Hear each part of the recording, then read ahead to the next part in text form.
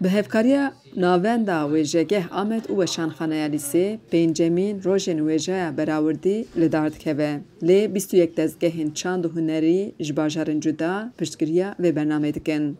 Wê di nav hefteyek de kesên ku ji wêjeyê hez dikin dikaribin guhdariya dehan, nivîskar û panelîstan bikin. Di nav hefteyek de rojên wêjê wê deriyê xwe ji mêvantiya tiştên cihê rengirev veke.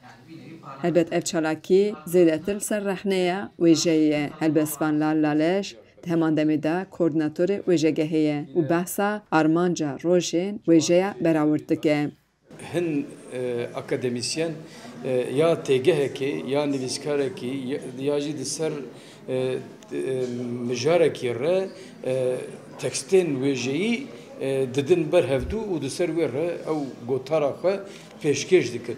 Di vir de esas em dixwazin ku gelo wêjeya Kurdî di qada cîhanê de radeya wê û danûstirina wê bi cîhanê re çi ye.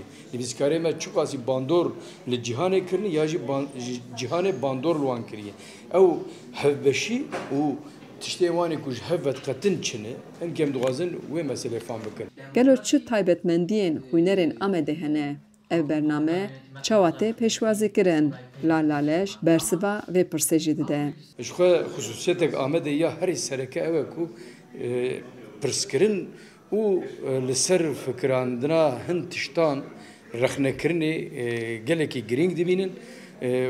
Ji xwe zaten ev bajar bi rexne û pirsên xwe li ser piyayê. Em vê yekê di rojên wêjeya berawırdî de ji beşdariya nivîskar, rewşenbîr û akademisyenan jî dibînin û hema bêje di hemû bernama de nîqaşên gelekî sûdewar derdikevin ortê.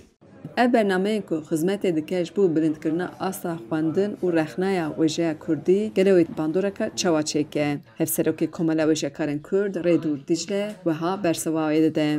Li Bakurê Kurdistanê hîn Kurd ji bo zimanê xwe ji bo statûya zimanê xwe li ber xwe didin tê dikoşin û hîn zimanê wan ne zimanekî perwerdehî ye ne zimanekî fermî ye.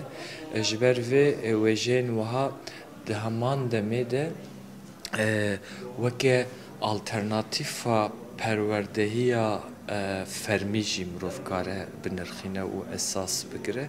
Temaya rojên wêjeyê ev e bajarê guherî, wêjeya guherî ye. Hêjayê gotneyê ku di rojên wêjeya berawerd de ku hefteyek didome û di 24 mijdarê de bi dawî tê kargehên dramayê jî hene weka Kargeha Masîreşka Biçûk û Nivîskariya Afirîner. Xecî Cem Farqîn, Dengê Amerîka, Amed.